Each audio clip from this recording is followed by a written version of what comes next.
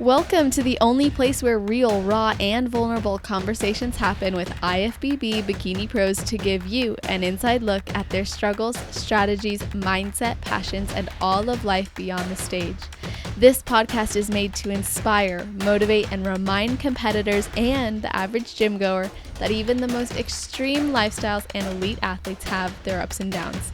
Thank you so much for tuning in today.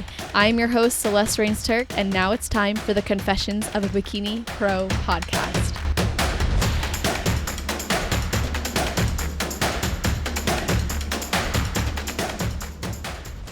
Today's video and audio guest is a fitness and wellness coach who started her own journey at age 42 with the goal of going from fluffy to fit. This is going to be a theme you're going to hear about on the podcast.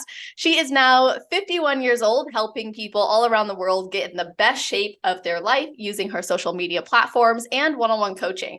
Her motto is that it is never too late to get fit, and she truly believes with the right nutrition, training, and hormone balance, anyone can do it, which she details in her book, Fluffy to Fit, and her Fluffy to Fit cookbook, which have both hit bestseller status on Amazon. And her goal is to help you get your goals no matter your age. So welcome to the show, Claire Morrow. How are you doing? I'm good, Carol. Thanks for having me on. I appreciate it. Yes, of course. Like I told you, you were recommended. And then I got into looking at all your stuff and I was like, we have to have her on. And there's so many things that I'm excited to discuss with you. But I always kick off every episode with this question, which is there anything you do or think about or ritual you have right before your heel hits the stage? Usually I got a million things running through my little pea brain, before I hit this, Right? so the heels don't buck me off. No, normally I'm just kind of going through my head, remembering the what you're supposed to do when you go out there, smile, chest up, glutes up, things like that. That's really what goes through my head. And then I'm looking for my husband. Where's he sitting at? And then when you find your people in the crowd, you're like, oh, phew, I know where I can look when I'm on the side waiting for call outs or while everyone else is doing their routine. Exactly. Well, that's awesome. So I want to dive right into the exciting news, which is your books. So congratulations on hitting bestseller. That's awesome. Thank you. It was a crazy journey writing those because literally put 2 books out, within a year. It was nuts. I'm like, okay, enough with the books for a little while. Yeah. It's a lot of work. I think it's an underestimated project. I wrote a book myself 7 years ago now. It just had its birthday and self-published it also on Amazon. And it was a really fun journey, very exciting. And it's something you'll always have. It's a legacy. So what inspired you to write that book? Or actually, I should say both of those books. I had a lot of people asking me, you need to write all this stuff down, because so often when you're on social media and you find a good video, you save it, but then you've got so many saved, you can't go back and find it again, or you forgot to save it and now you can't find the information. For example, if you hit a plateau with weight loss, oh, I know Claire talked about that. Where did that video go? Well, everything is in the book now. So you have it for life. You can refer to it as needed when you run into problems. So that's what I really like. I poured my heart and soul into the books, trying to help women because there's so much misinformation out there and so much fluff in the sense that a lot of times when you read, and I've heard this several times on a couple of the reviews, a lot of fitness books are full of, garb, like they can't understand it. And I tried to just make mine as simple as possible. Like I'm talking to you now, like your big sister is telling you what to do, Yes. Love that. It's got to be something that's consumable and something that you can apply in your life too. So without giving us all of, the content of the book, so, leave us hanging a little bit, but what would you say are some of the key components you cover that make it something someone could use in their own journey? Oh, absolutely. So the book is for all ages, but if you are over the age of 35 to 40, it will especially help you because I have a chapter on hormones and how that affects fat loss, how it affects, hair loss and low energy, low libido, can't sleep at night. And I had my hormone because I'm a wellness coach. So I work with many hormone specialists that are awesome. And one of them offered to help me with that chapter. And so everything that I wrote, she went over it and corrected a few things to make sure it was factual and make sure that everything was in line with where it needed to be medically. So that's one chapter I'm really happy with. All the chapters are great. There's one on what to do when you hit a plateau, like I just talked about, where your macros and calories need to be to see results, because so many women are confused about that, and men too. Where do I need to be how many calories a day do I need to eat, to see results? What kind of foods do I need to be eating? So I wrote a simple meal plan in there. It's literally got everything I could think of in that book. And then the cookbook, obviously. Now the cookbook, I really was excited about, because all the questions I get on lives and stuff, one of the biggest questions was, what do I eat pre and post workout? So I put a guide in the book telling you what foods are going to be best, what recipes are best pre and post workout, and what recipes are best to eat at night. Not only that, we put macros with every single recipe. So you know exactly how much you're eating. There's no guesswork, and alternatives. So if you are plant-based, I've got alternatives in there as well. That's a big deal. That's not something you actually see often in cookbooks, is alternatives to recipes. You generally have to research it yourself. Like, what can I use instead of this? So that's really cool. Yeah. I tried to think of everything, because when you're trying to lose fat and you're on a fitness journey, it's there's so much garb and so much misinformation that, I tried to put it plainly as plainly as I could.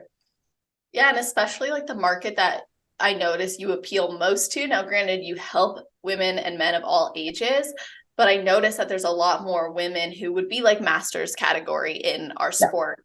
So when you're speaking to those women, I imagine there's still a lot of old school thinking with fad diets. And how do you help a woman who's kind of stuck in her ways to look past that and decide, you know what, I should be in the gym lifting weights. I do need to eat more food, including fat and carbs. Like, how do you transition them from their conditioned way of thinking to seeing that this is the right way to go?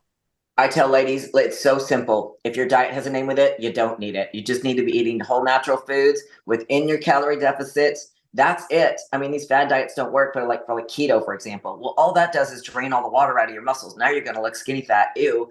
And it's not a good diet. It's not.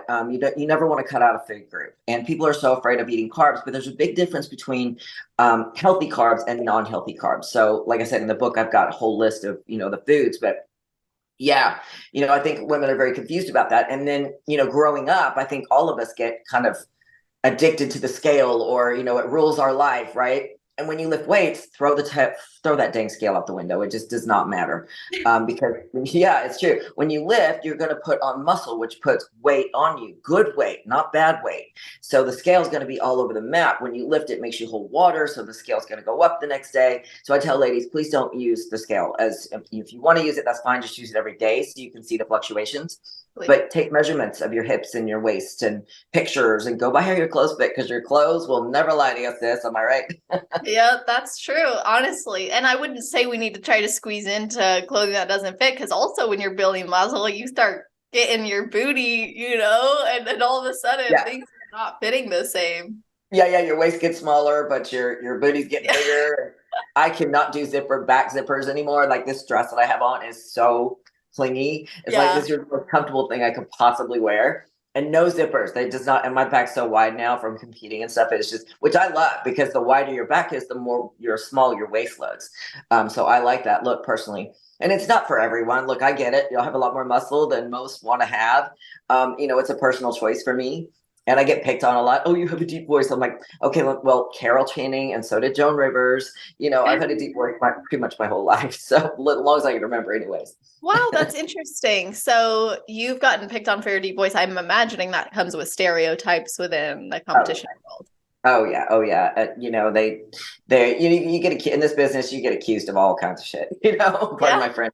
But I'm honest with people. That what I do is HRT. Hormone replacement therapy, because when you get over the age of 35, all those symptoms I mentioned earlier, hair loss, belly fat, can't lose weight, low energy, low libido, can't sleep at night, can't lose weight no matter what you do, belly fat out of nowhere, all of those symptoms show up starting at age 35.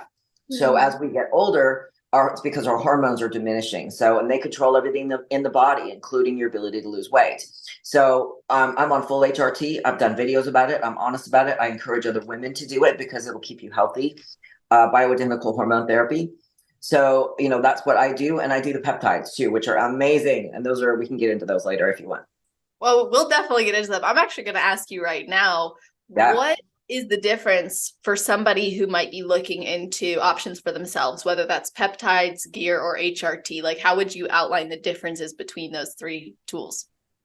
Well, all of them will help you build muscle. I'm not a huge fan of the gear, because I've got cancer everywhere in my family, and that honestly they scare the crap out of me. So, that worries me. But peptides are natural branches, chain branches of amino acids that we already have in our bodies when we're like young, right? But just like the hormones, it diminishes as we age. Well, technology has harnessed that technology and there's so many peptides for so many different things. There's one for healing called BPC 157, which is amazing. There's one for hair growth. There's one for skin. There's one for getting your own pituitary gland to heal you up, because we don't heal as fast as when we get older. So there's so many different ones for so many different things. So I do a combination of peptides and HRT, and it's been life-changing for me. It's kept my skin looking halfway decent, or looking like a bag of ass, as I like to say. Oh my gosh, your skin looks incredible. Oh, you're sweet. So it does help. I do one called GHKCU. And ladies, if you're listening and you want the information, just send me a message on Instagram at @ClareMorrow_@BBPro, and I'll be happy to help. Don't spell my name with an I. It's CLARE. You'll never find me. My mom had to be difficult. That's so cute. Well, I think that's super insightful too, because there is a lot of combating information out there. You're going to hear from one person not to use peptides, another person to use peptides, and then there's a lot of conflicting information. So walk us through what you've personally noticed change in your life and others' lives, and why you became so passionate about offering this and bringing this to women. Yeah, absolutely. So peptides will help you with so many things, like I listed. There's one called Sermorelin that helps your own pituitary gland heal. So it helps you heal up so you can get back in the gym faster, or if you have an injury. But it also helps your sleep too. There's another one called Ipamorelin CJC 1295. That one helps fat loss, and what the other one does too with sleep and your pituitary gland. There's just so many. To me, it's worth the investment. They're not cheap, but it's worth the investment. This year, and just a quick story, last year when I turned 50 and I was in full-blown menopause, I hadn't competed in a couple of years. So I didn't know what I was in for, trying to lean down. I knew it was going to be tough because it's harder as you get older. So it took me a good 5 months to get to stage, and I only had to lose like 13 pounds of fat. So it was a long journey.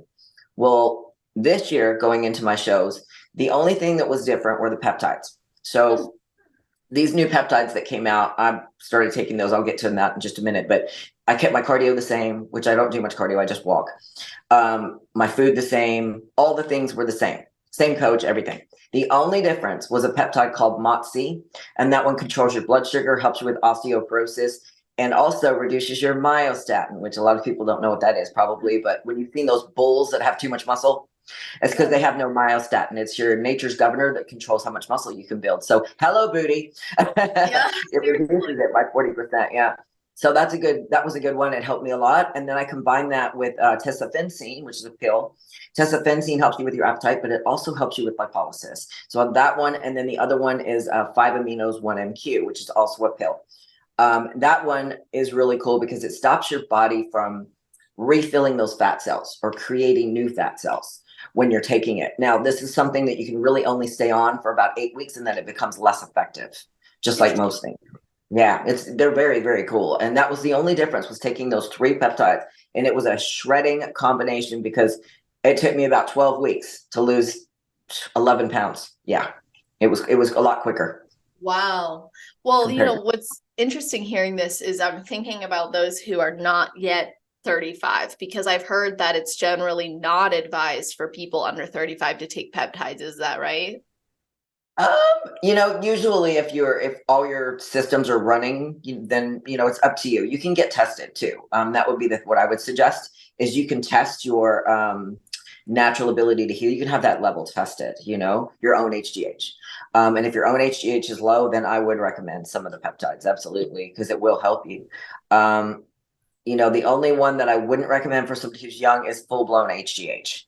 Because that kind of suppresses your natural ability to heal. When you get older, you don't have it anyway, so it doesn't matter. Like I said, I'm 51, so believe me, I would not look like I do if it wasn't for the help of HRT and peptides. I really wouldn't. It's It's just technology's come a long, long way, you know. And never mind, of course, the working out and the food helps too. I eat very clean most of the time.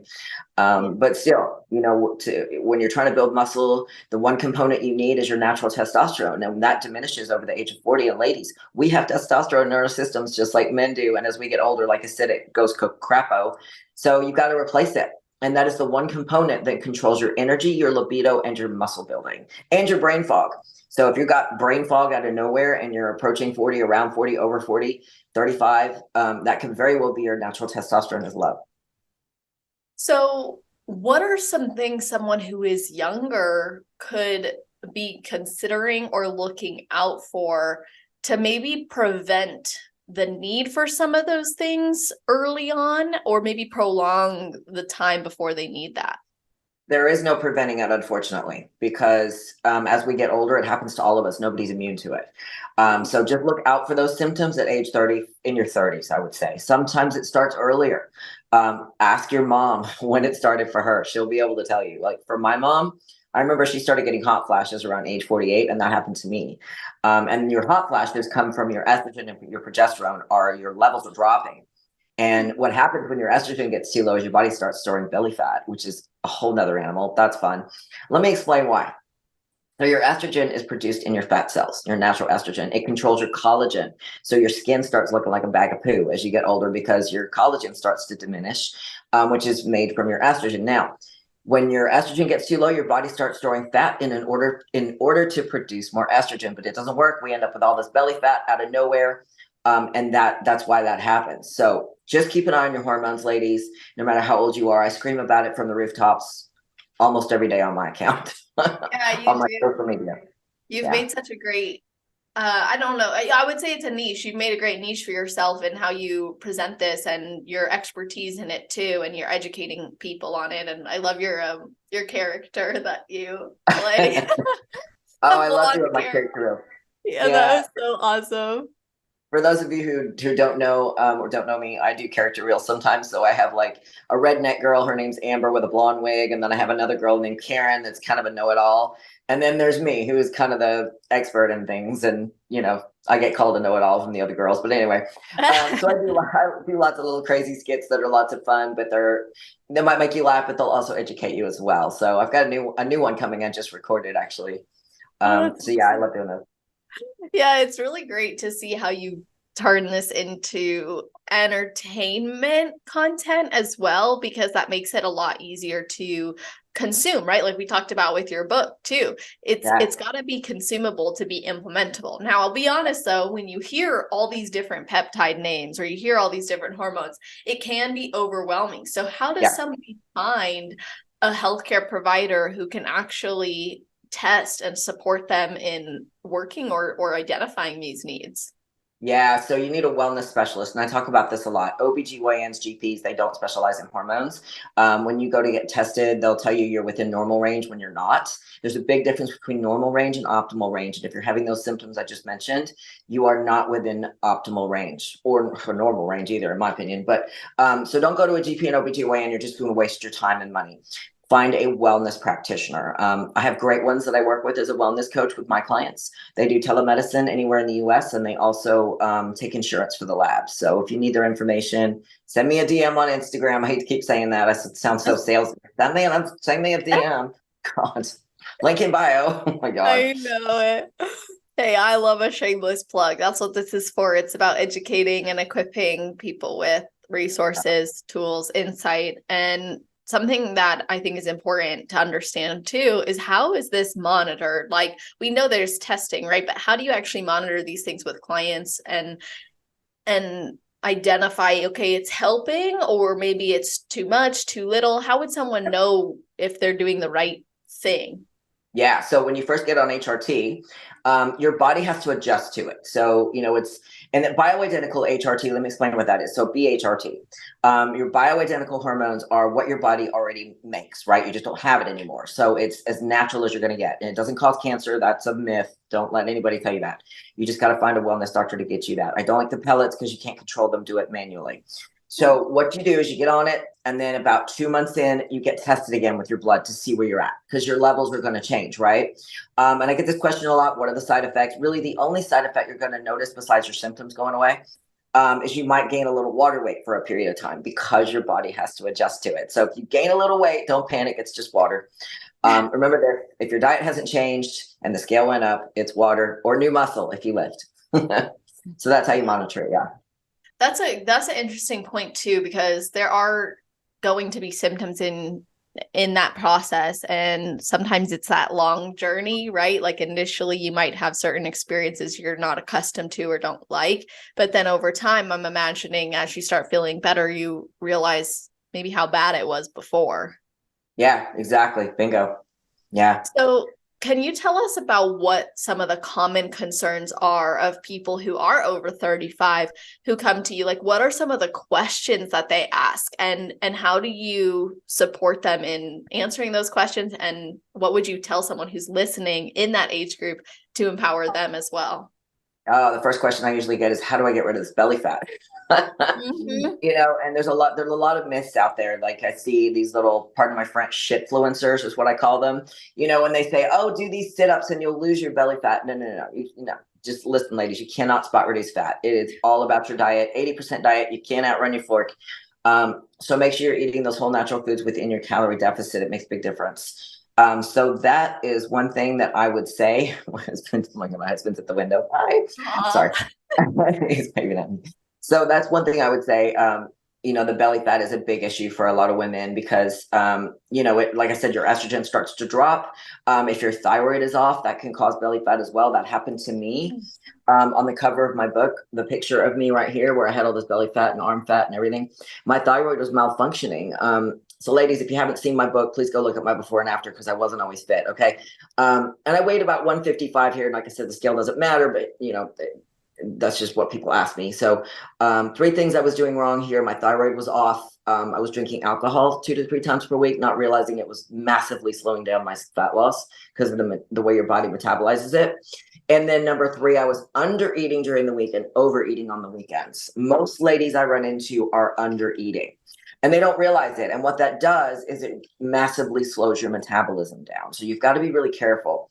And then they get stuck in a rut that they can't lose weight because their metabolism is slowed down too much to their low calories. And what I mean by that is like under 1,300 calories is too low. Your body requires 1,300 calories just to run itself, your hair, your skin, your organs. So when you start getting lower than that, your body starts compensating. You get hair loss, low energy, so many symptoms. So make sure you find your calorie deficit correctly. Okay. Don't undereat. So yeah, it can cause all kinds of problems, and you want to make sure that you are eating the right amount of foods and prioritizing protein, because we lose muscle as we age. We lose 8% of our muscle every decade over the age of 40 until we get to 70, and it's 15%. So when you see somebody like Biden walking around, I'm not getting political, I'm just using him as an example. He's all hunched over. We've all got grandma and grandpa that have, all shuffling around the house and lost a bunch of muscle. That is called sarcopenia, and nobody is immune to it, but there is a fix to it nowadays. You don't have to suffer. You just got to lift weights, prioritize your protein, and HRT. Those are the 3 things you need to do to prevent it. Peace with food without sacrificing your goals as a competitor, because you deserve to have successful preps, productive improvement seasons, and peace of mind year round. I decided to create a free 8-day food relationship coaching series a few years back that over 800 people have gone through. Because when your head is cluttered with thoughts of food, eating, guilt, you have a lot less energy to invest into the goals that you truly care about. So this free program was designed to help athletes like yourself develop a healthy relationship with food so you can have your most fulfilling and effective preps, improvement seasons, and lifestyle phases as well.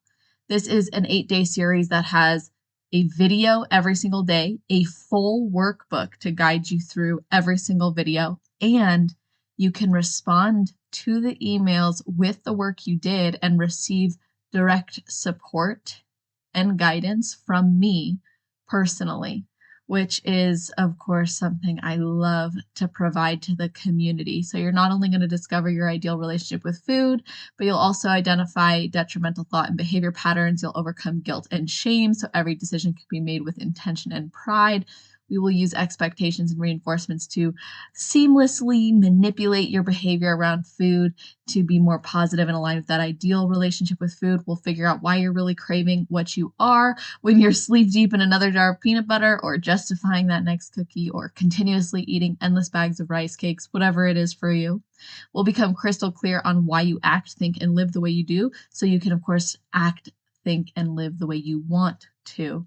And we'll come up with some personal commitments that are rooted in positive psychology based on your current season. So this is a psychoeducational course. It is free to anyone and everyone. You can access it at www.celestial.fit/food series and learn more about it, as well as even get a sneak peek into the accessible PDF notebook with the extra resources and guidance through every single workshop along the way. If you do decide to participate in it and you love it, of course, I encourage you to share it with a friend or a teammate or another athlete who may be struggling. Or if you hear about someone's struggle, let them know that this exists. Yeah, it's unfortunate too that there are so many resources out there, but not a lot of accessibility to them, or education around them. And we could probably get into a whole discussion around the frustrations of that. But if you were to tell someone to prioritize something to really change their life, like how would you order that prioritization to make sure that they were capitalizing on their energy and their financial investment? Yeah, HRT, if you're over 35, it's going to change your life. It really will. It'll help you so much. And just eat natural foods. Like I said, chicken, whitefish, bison, tuna. Gosh, all of those things are what I would consider natural protein foods. And you need 1 gram of protein per pound of body weight or goal weight. And a lot of people don't talk about this, but if you are a bigger girl, and I say that lovingly, but if you are over 200 pounds, go for your goal weight in grams of protein. Because I've had that question a lot too. What do you mean I got to eat 230 grams of protein? No. Your goal weight in grams of protein. So yeah, you make sure you prioritize protein because it'll help you keep the muscle you have, put on new muscle. Don't skip the carbs. Don't skip the fats. Just know how much to eat. Track your foods. Because how do you know at the end of the day how much you're eating if you don't track it? I use MyFitnessPal for that. It's not a plug. It's just what I use. Yeah. And then if anything, MyFitnessPal would not be a plug because they'll tell you to eat like 1,100 calories to get to your goal. And that is true. And that's way too low. I'm like, who came up with the 1,200 calorie a day BS? My right butt cheek eats more than that. I love that. You outlined some of the things that were different when you were younger, but can you explain to us who was Claire before this passion for fitness and health? I was a horse trainer for years. Yeah, I know it's an odd career, but I was raised on a horse farm in England. And we immigrated to the US. Yeah, that's where I was born. Yeah, it's all in my book too, but that's where I was born. My mom immigrated to South Texas, of all places. What a culture shock, I know. And it was not a scholarship, but she was hired to be director of the equine science program at Texas A&I, now Texas A&M in Kingsville. So I lived there for a good while. I learned how to speak Spanish. I learned how to defend myself because I was the only gringa around. So that was entertaining. And of course, I was raised around horses my whole life. So when I grew up through high school and all of that, I did all the normal things, your waitressing jobs and all that. And I came back to the horses and I enjoyed it. And I trained horses for a good while professionally. And I quit doing that when I got an injury in my neck. I got a herniated disc. Now, when you have one of those, your pain is pretty bad. Like it goes down your arm, down your back. So I couldn't bounce very well on the horses. I could lift all day long because it's controlled, but I can't run because it'll irritate my neck and my knees. So I had to stop doing it professionally because I wasn't going to take people's, that's not my jam. I'm not going to take people's money if I can't do it right. Right. So I retired from horses. Luckily I have a wonderful husband who supports me and, just didn't really I started getting into the bodybuilding mostly because I was rehabbing my neck at the time.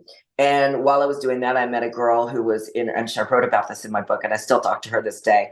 When you first see one of those girls across the gym and they're doing lat pull downs and all their back muscles are popping out, right? You're like, oh my God, that's awesome. if you're into that, you're like, I want to look like that. That was I told my husband, I looked at him, we were both on the treadmill warming up, and I said, I want to look like that. How does that happen? And I'm like a giant lab. I will run up to you and talk to you. I'm not going to lick your face, but I'll talk to you. So I went up and I was like, hey, my name's Claire, tell me how you do this, and we got to talking. We've been friends ever since. And she told me her age, and she was only a couple years younger than me. And I said, that was when it dawned on me that it is possible. She goes, oh, there's older women than me doing this that look even better than me. I'm like, you've got to be kidding me. And sure enough, when I got into the bodybuilding, that's what kind of pushed me in that direction, because I wanted to reshape my body. I had some loose skin I wanted to fill out. Because I had been overweight, I had some loose skin under my arms and I couldn't stand it. I'm like, oh, what do I do with this? I can't fill it back out with fat again. That's a hard no. Yeah. So I built muscle to fill it out, and it worked pretty well. Yeah, that's so awesome. One, I think it's great that you saw someone who you aspired to be like, and you were willing to ask the question and learn from them. And then two, that turned into so much more. And I think that that's a great lesson. And sometimes you don't know what will come out of one conversation or one decision, even an injury. It can end up being a big blessing. And eventually you started competing. So talk to us about your road to pro. How did that unfold for you? Yeah, I did a lot of shows. Like when I first started competing, I just wanted to do it for fun. I didn't even know pro was a thing, because unless you're in bodybuilding, you really don't understand the nuances of it all. But the more I got into it, the more I was like, I remember the first time I met a pro, I was like, oh my God, that's a pro. Oh my God. You're a little starstruck, even though you may not know their name or whatever, but somebody tells you they're a pro and you're like, oh my gosh. So that's kind of new. I knew that was the direction I wanted to go, and I just kept going with it and kept going with it. And I'm one that when I dig in, I dig in. I am not going to give up for shit. I'm like a Jack Russell. I'll not get on it, lock on it until I get where I want to go. And that's what I did. And it took a few years. I didn't have enough muscle. I made a lot of mistakes. Ladies, please don't overtrain. I did that too much. Try not to lift more than 4 to 5 times per week in the gym for no more than an hour, because your body can't take it any more than that. You're overdoing the muscle. So I did too much of that. I was working body parts twice a week when they only need to be worked once a week. So my progress was slower than most, because I didn't realize that I was overtraining. I didn't realize I was shrinking the muscle, not growing it, if you will. It's kind of like a marathon runner. They're both long, lean, and stringy because they're constantly out there running, right? They're running their muscles into the ground, which is fine if that's what you want to look like. But if you're trying to build a butt and you're trying to build some shape to your body, you don't want to be overtaxing the muscle. So that was some mistakes that I made. I underate, not realizing that, I thought all we needed was protein to build muscle. No, it's calories too. You don't have to eat like an asshole. You don't have to eat like, over maintenance too much. You just need to make sure you're eating enough for your body to build muscle. And then about a year into my journey, I was 42 when I started actually lifting. I was 38 in the picture on the book when I was the fluffiest. But when I started, I was 42. And my coach, who was a male, said to me, we need to get your hormones checked. And I was like, what? Why? I didn't know that was a thing. I didn't know. I had no clue. Like most people, right? And he goes, yeah, you need to go get checked. And I'm like, well, that could have been good information a year ago. Men. Anyway, so I got him checked, and sure as shit, my thyroid was a mess. And so was my testosterone. I had zero testosterone. Now, ladies, you cannot build muscle without testosterone. It is one of those natural components we have in our bodies that we lose over the age of 35. So I tell you what, this is the coolest thing. When I started implementing the HRT and started doing the testosterone and progesterone, because I was low on that too. As soon as I started doing that, I kid you not, within 2 weeks, I started getting some muscle to show up. Like literally, there it was. I'm like, oh my Lord, something, just a big light bulb went off in my head. And it fascinated me. And I'm like, oh, the chemistry in our bodies, that makes sense. So I started researching, learning, studying, and that's what led me to doing what I do today. Interesting. So it was really the impact it had on your life and your journey where you're like, I got to make sure everybody knows about this. Yeah.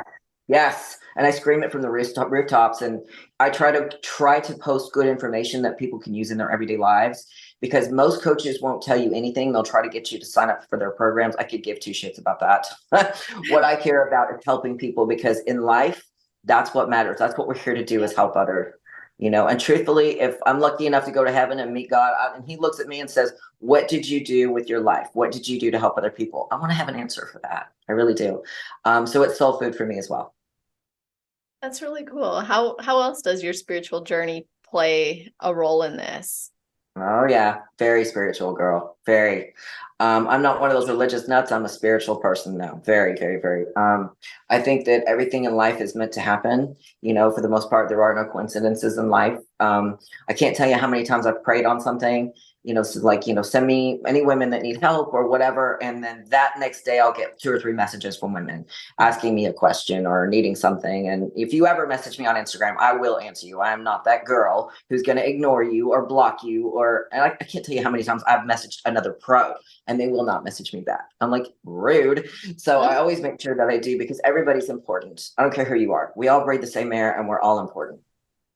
Agreed, 100%. And I think it's important to be there to support people. And I know that the God that we love and who loves us is so powerful, and he will answer our prayers, and sometimes in ways that we can't even fathom that he was able to do that, and yet he does. And I think it's really beautiful that you've been able to use that in helping more people too. And something that I also really admire about you is your relationship with your husband. So you guys have been married together 23 years. Very good. Yeah. That is awesome. And he's also very fit. So he started at 60, now he's 70. Neither of you look your age, whatever that means. I mean, if you compare it to the normal age, right? I think more people could and should, right? But you guys are just such a fit, healthy, inspiring, loving couple. It's awesome to see. Before I talk about the fitness side of things, what was it like getting him on board making content with you? Or did he want to do that as well?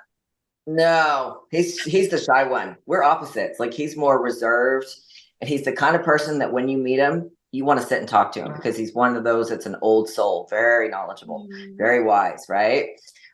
So yeah, he'll do videos with me if I, you know, want him to, you know, sometimes I gotta bribe him into it, but he's pretty good about it, you know, because he knows that, and I've had messages from wives asking about, what does your husband do? My husband wants to know what your husband does, you know, because he started at 60. He was not young at all.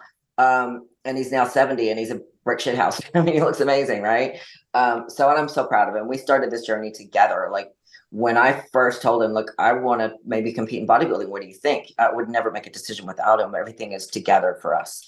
And he looked at me and he's like, okay, well, let's go check a show out. So we went to a show, and he quickly realized, as did I, this is not anything sexual on stage. It is, you've worked hard. This is, you know, you're presenting your muscles as they are, because a lot of people think bodybuilding is more sexual. It's not. It's about your physique and how much you've built, and that's what they judge.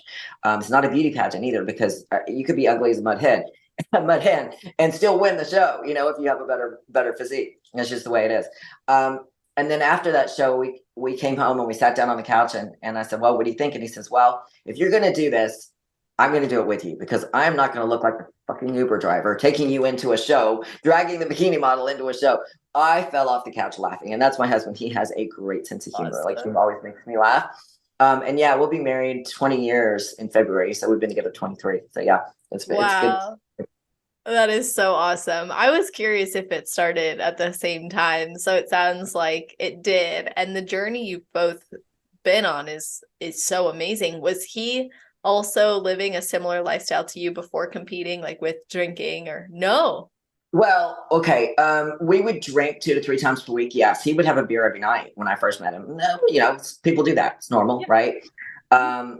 You know, and he looked decent when we got, but you know, when you get married, you get comfortable, and I got fluffy. He got a little fluffy. And what the straw that broke the camel's back for us when we started to go back to the gym and try to get fit was my mom got diagnosed with stage 4 cancer, and his brother died of a heart attack within a month of each other. And I looked at him on that same couch and I said, babe, I don't want to wait for some disease to come for me. We need to do something, and we need to do it now. And I was right, because my mom did pass. She had a very aggressive cancer, and she suffered for years, and I don't want it. And it makes sense to me. I do not drink much anymore because they've linked alcohol to cancer. She drank 3 to 4 times per week. All my aunts and uncles drank 3 to 4 times per week, and all of them died of cancer. So what does that tell me? It tells me I need to stay away from alcohol as much as possible. So ladies, if you didn't, or men, if you didn't know that about the alcohol, look into it. It's been linked to 7 different types of cancer. So be careful with it. Also slows protein synthesis and slows your fat loss down to a crawl. Anyway, so that was why we pretty much gave up drinking. And we started meal prepping and doing all the things. We cook together, we work out together. In a sense, we're at the same gym at the same time. He has his trainer and I've got my program that I follow from my coach. So yeah, it's been a great journey. He keeps himself in shape, and I like to as well. And people ask me what keeps you motivated. He does, but I also like my damn clothes to fit. Mhm. Oh, there's no bigger beating for us getting on the bed and trying to zip up your pants, right? And you can't get them zipped up because you're fluffy as hell. There's no bigger beating than that for us ladies. So yeah, no. Yeah, you want to be comfortable in your skin and you want to be healthy and feel amazing. And you saw how that affected your family members, and you lost loved ones to lifestyle choices that you didn't want to continue to make or threaten your own life with. And I think that takes a lot of courage, because to change behavior, sometimes people will wait until it's them who's fighting it, and they don't think about the signs from their loved ones. So what was it that you think is different that let you go, I don't want this to be me? And how might someone get that same type of fire in them? It was an inner knowing for me. It was just a light bulb that switched on. I'm like, I can't continue to do this. It's not going to end well. Let's just put it that way. As they say, let food be your medicine, or medicine will be your food. Let me say that again. Yeah. Let food be your medicine, or medicine will be your food. That is the absolute God's honest truth. And I just didn't want to go there, and neither did he. And his brother died at age 60 from a heart attack, and he was a horrible lifestyle. He was a great guy, but he was a drinker and a partier and a smoker and all the things. And Randy's the polar opposite. Like he's, didn't really, he's always been a little more healthy and conscious and stuff. So, yeah, no, I forgot your original question because I'm 51 and my brain just went bleep. No, it was just about how you kind of got that drive from yourself, and you said that it was an inner knowing compared to others who maybe just let time pass until it affects them. Yeah. And don't do that, because, we are all one phone call away from tragedy or life-changing news. Your mom's got cancer, your grandpa's going to die, and of course our lives are going to end. There's no doubt about it, but I want to be healthy as long as I can, and help other women as much as I can. Because, like I said, I think we're all here to help each other, truthfully. So yeah, I think that, anybody can do it. You just got to put your mind to it and keep at it.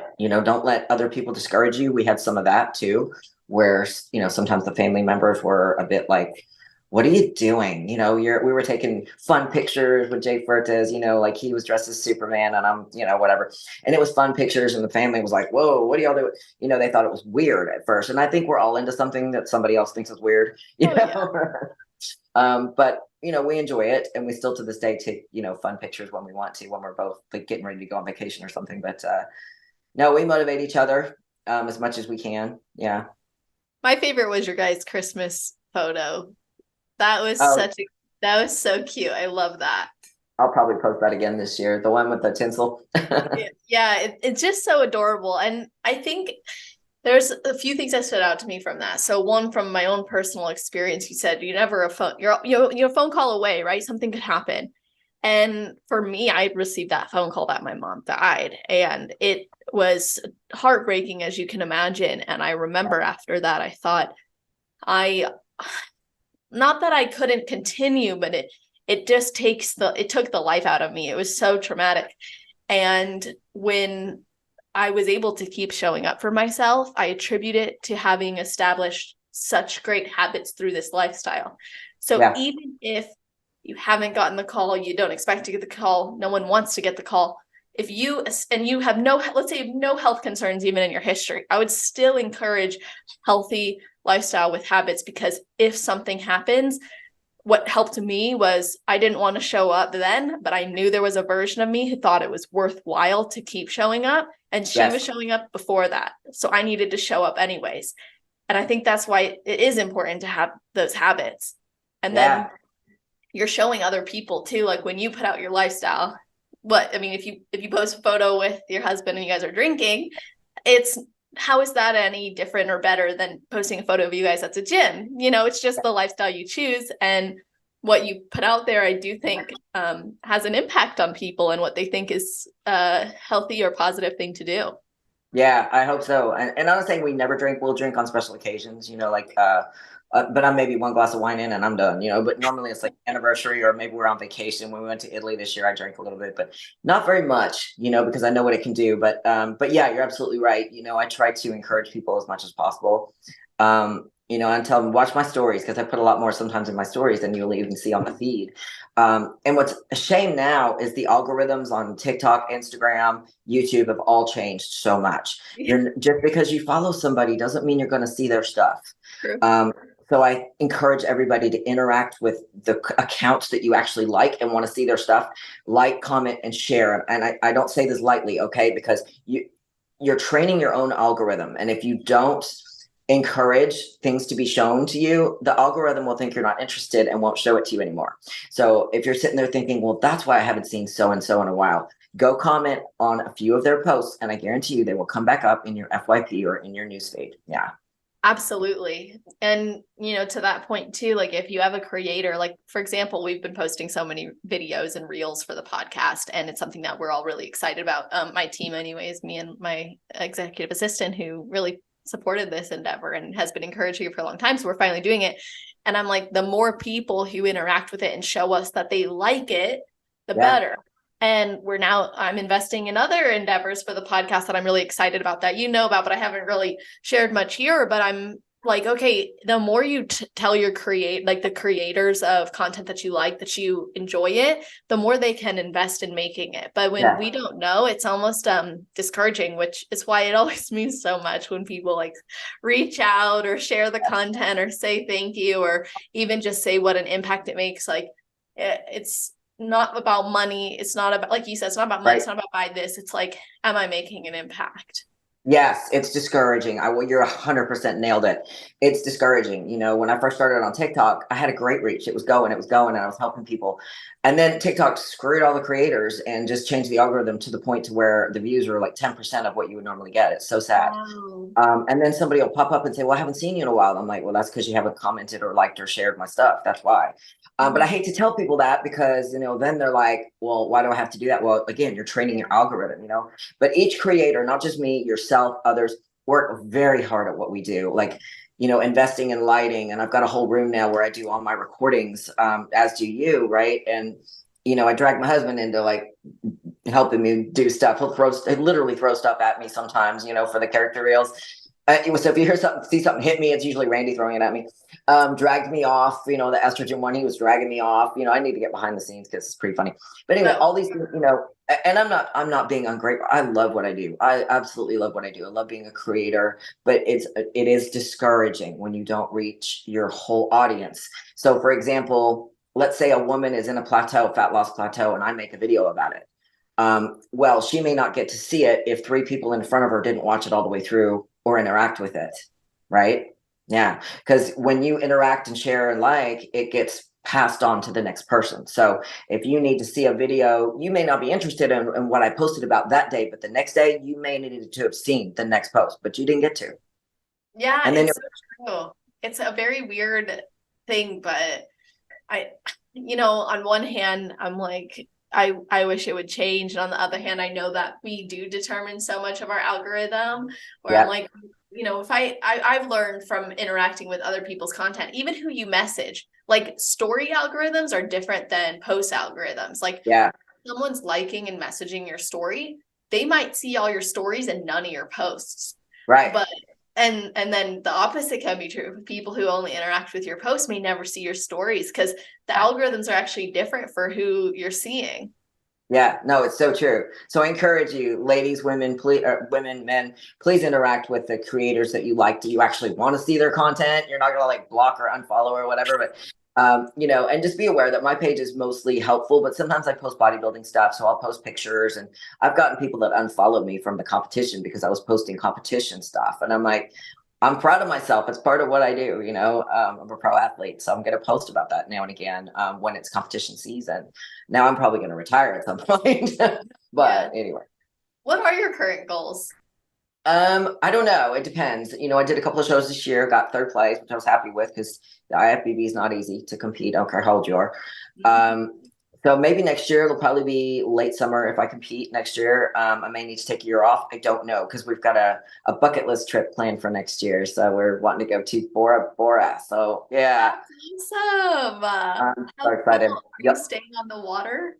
Oh yeah, there's gonna be some fun content coming. I can see it. Oh, that's gonna be so awesome for you guys. This is a bucket list trip, so you've thought about it for decades, or is this like more so the last few years?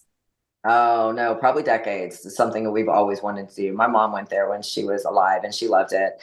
And we went to Rome and Positano this last summer, and that was another bucket list trip. I always wanted to go there because the Amalfi Coast just looked gorgeous, and it was amazing, amazing. I highly recommend. Rome was unbelievable, unbelievable. I enjoyed Rome so much. It was probably my favorite. So we did that trip this year, and we're looking at Bora Bora next year. Just to get out and do something. Normally we'll go to the Caribbean or something, but we're branching out a little bit more. I'll get a little bit because COVID hit, right? And that's when everybody got fluffy was when COVID hit. But you couldn't travel anywhere. So what our international plans were then, we had to table because of all of that stuff. We're like, I am not getting mask on and all this crap to get. No, we'll wait until this blows over. Yeah, there were some travel restrictions to go somewhere, and I won't share all the personal details of it, but I was not able to go. Like I couldn't go. No. And I remember being like, this really sucks because it would have been nice, but I'm going in 2024. And it's funny because I was just messaging my coach about this, and I'm like, I'm super excited. We're going to Austria. Okay. Oh, fun. So yeah. And I mean, the mountains, the beautiful, who's from Austria? Arnold. So Yeah. that's pretty cool. So I'm looking forward to it, but then I'm like, wow, we're going in the middle of summer. I'm trying to compete in August. I'm like, Yeah. But this is the thing that I think competitors can lose sight of is life outside of competing. Yes, you're right. The stage will be there. The opportunities will be there. And if you have a once in a lifetime trip or a bucket list trip, go. Don't put it on the back burner. It's true. And when we went to Italy, normally when we go on vacation, I'll gain a ton of weight because I love to eat all the foods and stuff. And I was a little concerned about that going to Italy, but you know what? I only gained like a pound. And that was it because the food over in Europe is so much cleaner than it is here. They have a lot more restrictions on their food. Quick story short, I ate a lot of weird foods. We walked a lot too, and people underestimate walking 10,000 steps a day. That's amazing for burning calories. But anyways, so we did all that. And when I came home and started eating my normal prep clean foods, I felt like recycled monkey shit, girl. I mean, I was like, what are they putting in our food? Because immediately I came into this brain fog city and I'm like, what in the hell? So that really opened my eyes in a way. So I've been even cleaning my food up even more, going to, a butcher shop for my meats and trying to avoid grocery store stuff as much as I can, because, I think that they do mess with our foods more than we realize. It's fascinating. Everyone I've spoken to who's ever been to European countries, specifically like Italy, I've heard this a lot, that they feel so much better. Like they can eat foods they can't eat in America. They can eat pasta, bread, pastries, and it doesn't affect them the same way. Yeah, literally, I bought Italian flour the second I got home, imported from Italy. I'm like, you can get that stuff on Amazon, by the way. I have an Amazon favorites page, so everything that I use, I put on there. And I tell people all the time, I'm not that shitfluencer that's going to share something with you. She doesn't use herself. I'm not that girl. So I literally put the Italian flour under my food swaps because it's good. It's cleaner. Yeah, I think that's such a good point. And there's things that we can do within our control. And if we notice it makes us feel better, I think it's a worthwhile thing to continue to do or strive to do. And sometimes, again, we don't know how bad we feel until we experience feeling so good. You experienced so good when you went there, you came home, you're like, I need to do something different to feel even better here. Yeah, exactly. No, it's a real thing. Like I said, I think they put more junk on our foods than we realize. And, that really opened my eyes because I felt like my body was running on all 8 cylinders in Italy. I felt good. Jet lag wasn't an issue. It was amazing. When I got home, like I said, it wasn't even the jet lag. It was the food. And I was eating well when I got home, like I normally do. I'm like, oh my God. And I really started going through my foods more so than normal. Yeah. Interesting. Now, did you throughout, you had talked a little bit about your first prep experience compared to your most recent. Did you have any setbacks that came up in your journey, maybe even mentally, emotionally, or in life that you felt helped you to become the athlete you are now?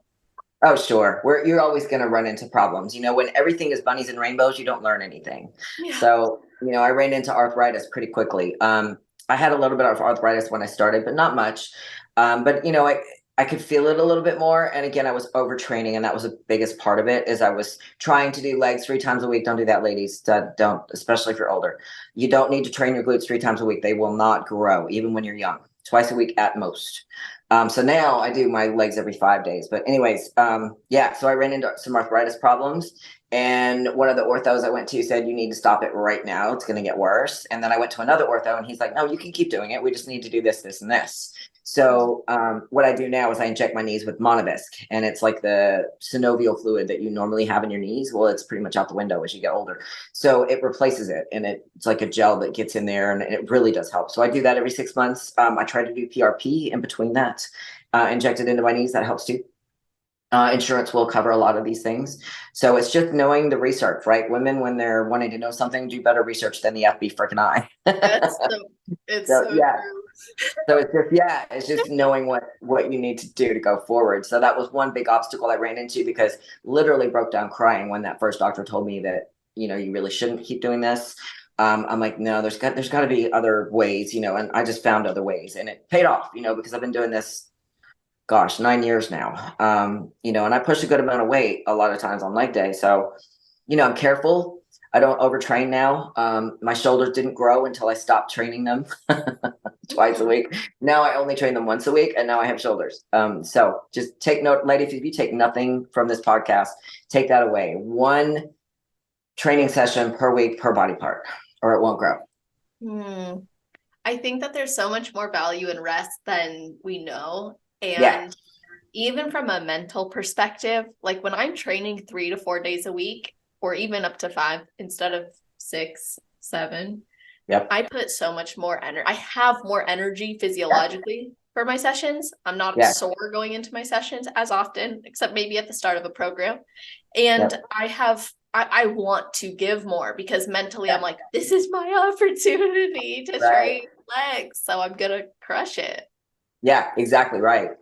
Rest is key. I had a trainer say to me once, when do our muscles grow? And I said, at night when we rest. He goes, exactly. So a light bulb went off in my head when he said that. And I'm like, oh, okay. Because I'm one of those that I will overdo everything, and I will learn the hard way. So let me learn it for you. Yeah. And the testosterone, that was another thing. Those were the two things that I was doing incredibly wrong. I had, my chemical balance was off. And then, the overtraining was huge too. So between those two things, getting that sorted out, and then I really started to see more results. And that was when my glutes grew too. And girl, I come from a long line of flat asses and smart asses. So if I can do this, anybody can do it. I mean, seriously, you should see my family. It's just like nothing but straight down. Got nothing. And that was how I was when I started. I had nothing. And I documented the journey from start to finish. And sometimes I'll post my transformations and such, but and I did it all in my 40s to my 50s. In fact, I made the most progress in the last few years after I got my pro card. Yeah. So what was your feedback last season? Or this season, because you placed so well, you performed so well. So what's the feedback you're kind of going off of? So the first show that I did, I got third, and they said I was just a little bit too hard, which happens as you get older. So the next show, I came in a little softer, but I was too soft, so I didn't place quite as well. So I'm like, all right, I know what I need to do next year. So yeah, I mean, each show is a learning experience. You'll learn something from each one, and don't get discouraged, because anytime that you have something negative happen in your life, you just got to use it as your fuel, right? And when you're on stage and they don't call out your number, don't make a face, don't pout, don't walk off stage in a rage. Don't ever do that. Don't blame the judges, because the judging in NPC is very fair. You would not believe it is very fair. And I would go as far to say the pros too. I mean, I think the judging is fair too. I don't find a lot of politics, especially in the master's classes. I mean, they may have their favorites in the open bikini. I don't know. But for the most part, I've found that everyone's nice. The judges are more than willing to give you some feedback. So yeah, that's what they said. I was just a little bit too hard. And that was basically about it on that first one. The other girl deserved to win. I mean, her glutes were tight and she wasn't as hard. And yeah. And so that's okay. I don't mind losing to somebody who looks better. It's good. That's right. And honestly, like the whole politics argument, I always just say, like, okay, well, let's say there was politics, they're throwing out the highest and lowest score. So Right. it would have to be a severe discrepancy for there to be, like, every single judge would have to be politically skewed towards one way or the other. Yeah. And they can lose their positions over that. And there's the testing, because we've had different judges on here or competitors who became judges, and the testing to be a judge, like your scores are being compared to the head judge scores. If Right. you're not matching that, you're not ready to be at the panel. And so they're very, I think, honest about that. And sometimes I think that the only issue is when a judge doesn't excuse themselves if they have a personal relationship with an athlete. But I think that's improved more over the years. Yeah, my coach was on the judging panel at one of the shows and he excused himself because, that was the right thing to do. And I agree, I'm like, don't do it. It won't end well. So yeah, I agree with you. I think it's very fair. One of my coaches for years was a head judge for a while. And, he's like, no, it's as fair as you're going to get, So yeah, never blame the judges. Just go back to the drawing board, take the criticism and get better. Use it as your fuel to get better. Don't be a blamer. Don't blame everybody else. Oh my God, she had this or that, or the judge this. No, it doesn't make you look good. Don't do it. It's poor sportsmanship. And I think that it takes, it almost emphasizes identifying with your score and with your titles and with your placings, instead of identifying with the pursuit of being better and having greatness in your life. Bingo. Yahtzee. Yes. Yahtzee. That's awesome. So I love to wrap up the episode by asking your best advice. So what would be your best advice to someone who has never competed before but wants to, and then your best advice for someone who's on their road to pro? Yeah, listen to your coach. Make sure you hire a good coach. Listen to your coach. Don't deviate from the program. They cannot coach you if you deviate and don't tell them. So make sure you're doing exactly what they tell you to do. And don't give up, and don't think you're too old to do it, because you're never too old. I've got girls out there that I know that are over 60. I did a 60 and up post where all the girls in the bikinis were in there. Those are all my friends, and they're all over 60 and look incredible. So don't give up on yourself. And even if you're just lifestyle, you can do this. You can get fit. My best advice to competitors or not, get your hormones checked. Even if you're young, get your testosterone checked, because that is one key component you need to build muscle. Okay. It also helps your energy, your libido, all the things. So make sure you get your hormones checked and look for a wellness specialist for that. Eat natural foods high in protein, walk 10,000 steps a day, especially if you're trying to lose fat. That's very, very underrated. The walking. I do a lot of it. My whole prep, I did 10,000 steps a day, no cardio, none. I woke up and I walked for my fat and didn't even get my heart rate up. Not really. Because it takes my glutes if I do. Your glutes will shrink if you do too much. Yeah. So that my body's sensitive. It'll take them quickly. So 10,000 steps a day. And then by the end of my prep, I was doing 12, 13,000. And then the last 2 weeks, I was up to 14,000, 15,000. So you just get up and you walk, and that means going to the mall, going to the grocery store, taking the dog for a walk, whatever. Move more. It's so underrated. But you can't outrun your fork. So if your diet's not on point, you can't eat like an asshole and expect to make progress. Make sure you follow me, because I do try to help in any way that I can on my Instagram, TikTok, YouTube. Name is the same everywhere. Claire, Clare, Morrow _IFBB pro. And I'm happy to help anybody who's willing to listen. And what is your website? Oh, ClareMorrow.com. I do offer online coaching. I do not advertise it very often. I give out more value than probably anybody I know. Not trying to brag. I just know that to be pretty close to a fact. So yeah, I do have programs as well. My books will help you more than anything though. Fluffy to Fit cookbook, full macros with each recipe. I put my heart and soul into both these books, but please don't buy the books without reading the reviews on Amazon. Oh my gosh. I have both of them on Amazon. They're also available as an ebook for $15, and you can't go wrong with that. And those are on my website, ClareMorrow.com. That's awesome. I will make sure that's all in the show notes page. You guys know that's always on celestial.fit/podcast. If you're listening first thing on Friday morning, it'll be at the top of the page. If you're listening in the future, scroll down to the category section, which is alphabetized. And you can find all of those links, but not just the links.